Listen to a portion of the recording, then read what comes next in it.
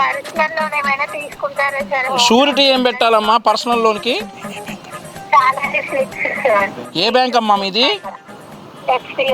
హెచ్డిఎఫ్సియా? అబ్బా సాయిరామ్.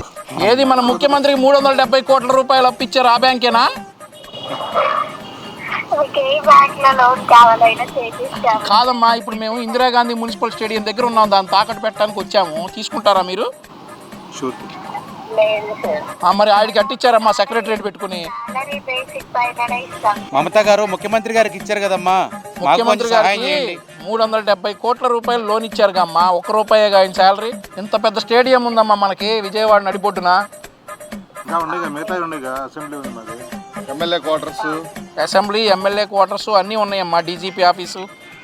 షూరిటీ పెడతామమ్మా అది.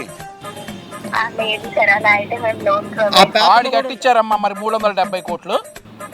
ఇది ప్రజల ఆస్తి కదమ్మా. మీరు ఇవ్వలేదా? హెచ్డిఎఫ్సి బ్యాంక్ ఇచ్చారు. హెచ్డిఎఫ్సి బ్యాంక్ వాళ్ళు వాళ్ళు ఇచ్చారు సార్. బ్యాంక్ అన్నారుగా. మీరు హెచ్డిఎఫ్సి అనగా ఇప్పుడు అమ్మా ఎలాగోలా పెద్ద మనసు చేసుకుని ఇయ్యమ్మా, అప్పుల్లో ఉన్నాము.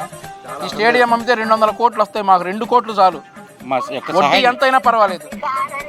మీ సాలరీ స్లిప్స్ ఇవ్వండి, ఇస్తాను సార్. శాలరీ రూపాయేనమ్మా. ఒక్క సహాయం చేసి పెట్టమ్మా, ఇబ్బందుల్లో ఉన్నానమ్మా.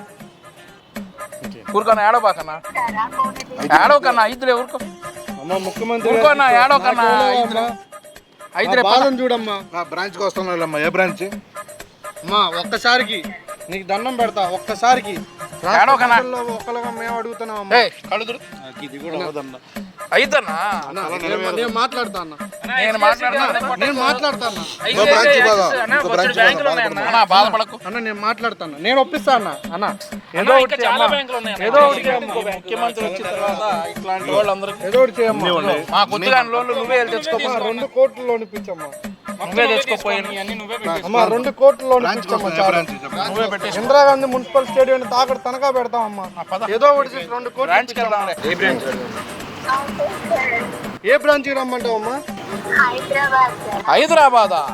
హైదరాబాద్లో ఉన్న ఆస్తులు ఎప్పుడో పెట్టేసాడు మన ముఖ్యమంత్రి. కేసీఆర్కి ఇచ్చేసాడుగా, మొదట్లోనే ఇచ్చేసాడు. ఇక మనకు అవతల వర్కౌట్ అవుతుంది. వేరే బ్యాంక్ చూసుకుంటున్నానమ్మా.